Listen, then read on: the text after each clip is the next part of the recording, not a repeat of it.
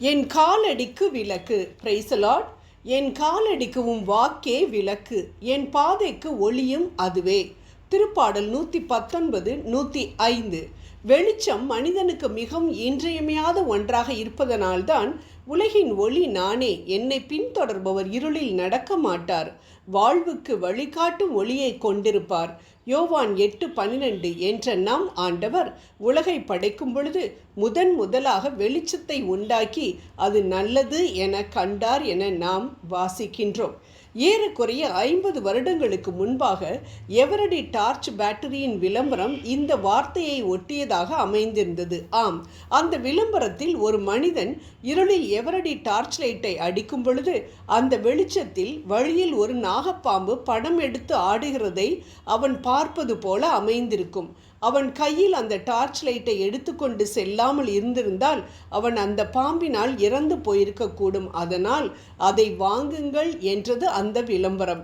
இந்த வியாபார விளம்பரத்தில் வரும் நாகப்பாம்பை போல்தான் நம் வாழ்க்கையிலும் சாத்தான் நம்மை அழிக்க அநேக பாவ சோதனைகளையும் ஆபத்துகளையும் கொண்டு வரும் பொழுது ஆண்டவரின் இறை வார்த்தைகள் என்ற வெளிச்சம்தான் அவனை நாம் அடையாளம் காண செய்யும். உதாரணமாக, எங்கள் ஆஃபீஸில் எல்லாரும் லஞ்சம் வாங்கும்போது நான் மட்டும் வாங்காமல் இருக்கிறதுனால தான், அவங்களோட இந்த விஷயத்தில் ஒத்து போகாமல் இருக்கிறதுனால தான் ஊராக என்னை டிரான்ஸ்ஃபர் பண்ணிக்கிட்டு இருக்காங்க.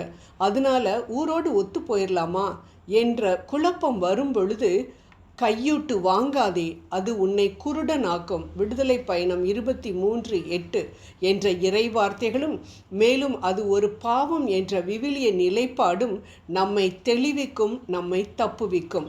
இறை வார்த்தை என்ற வெளிச்சத்தில் நாம் நடக்கும் பொழுது நிச்சயம் சாத்தானின் தீண்டுதல்களுக்கு உள்ளாகி அழிவை சந்திக்கவே மாட்டோம்.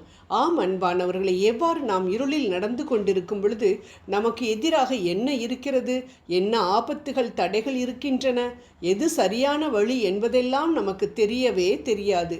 அதே போல்தான் இவ்வுலகில் நம் மாம்சீக கண்கள் வெளிச்சத்தை கண்டாலும் நம் ஆன்மீக கண்கள் இருளில் நடந்து கொண்டிருந்தால் நாம் நடக்கும் வழி நம்மை விண்ணகத்திற்கு இட்டு செல்லுமா என்பதே தெரியவே தெரியாது.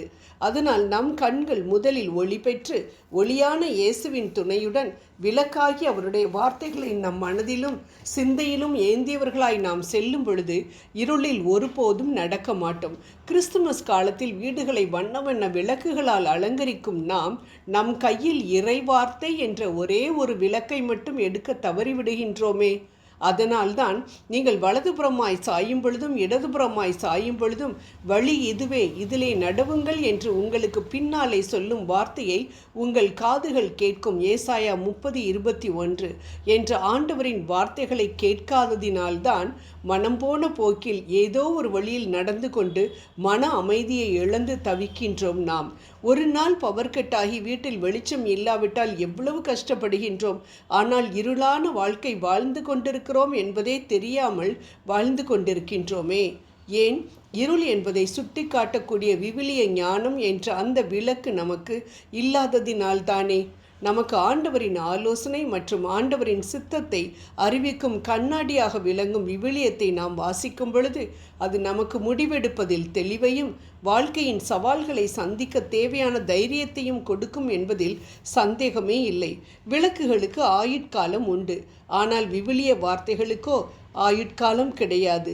நேற்றும் இன்றும் என்றும் மாறாதவை அவை, நம்பத்தக்கவை அவை. ஆகவே அடுத்த நிமிடம் நமக்கு என்ன நேரிடும் என்று தெரியாத நமக்கு, இருள் சூழ்ந்த வாழ்வில் பயணம் செய்து கொண்டிருக்கும் நமக்கு இறை வார்த்தைகள் விளக்காக அமையட்டும். அந்த விளக்கு எப்பொழுதும் எரிந்து கொண்டிருக்க வேண்டும் என்றால் ஒவ்வொரு நாளும் அது கண்களிலும் மனதிலும் ஏற்றப்பட வேண்டும். அதை தியானிப்பதின் மூலம் நம் வாழ்வு பிரகாசம் அடையட்டும். ஜெபம் செய்வோம். எங்கள் பாதைக்கு ஒளியாய் வந்தவரே, நாங்கள் எப்பொழுதும் வார்த்தையான விளக்கை கையில் ஏந்தி உலகை வலம் வர கிருபை புரியும். ஆமென்.